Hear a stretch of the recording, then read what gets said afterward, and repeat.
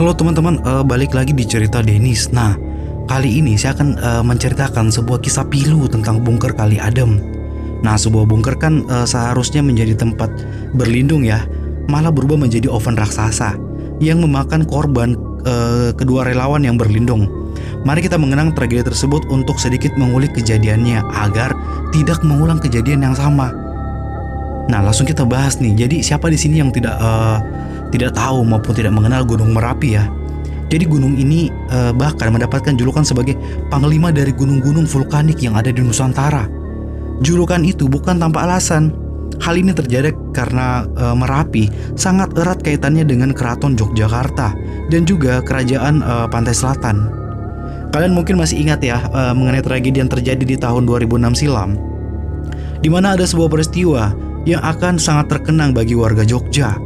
Terlebih lagi bagi mereka yang hidup yang tinggal di lereng Merapi. Kejadian apa itu? Nah, langsung kita bahas nih.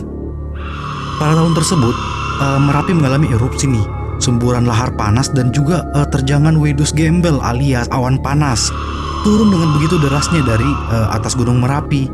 Salah satu kisah kelam ialah meninggalnya 2 orang sukarelawan di dalam sebuah bangunan yang dijadikan sebagai tempat berlindung di kala erupsi Merapi. Bangunan bunker yang ada di Kali Adem, orang biasa menyebutnya dengan bunker Kali Adem. Lantas ada apa di bunker Kali Adem saat tragedi 2006 silam? Ayo kita bahas lebih mendalam. Jadi pada tragedi erupsi Gunung Merapi pada tahun 2006 lalu, ada sebuah kisah pilu yang dialami 2 orang sukarelawan. Mereka bernama Sudarwanto dan Sarjono. Saat erupsi terjadi, mereka sebagai sukarelawan membantu evakuasi warga yang ada di lereng Merapi. Kala itu pada tahun 2006, 15 Juni tepatnya, saat itu Sudarwanto atau biasa disebut Kenteng, ia tengah melaksanakan piket di bunker Kali Adem. Saat itu juga sempat mengabari temannya bahwa di dalam bunker ada 2 orang.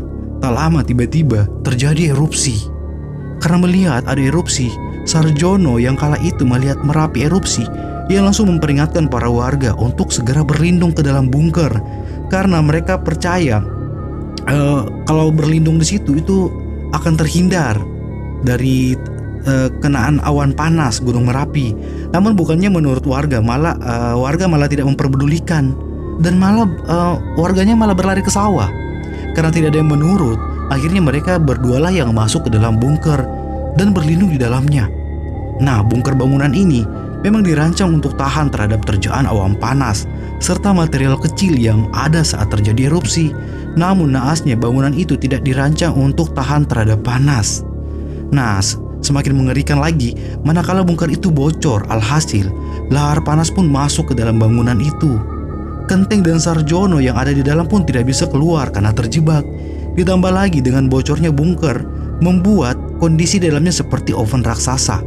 Kalian bisa membayangkan bagaimana rasa panasnya.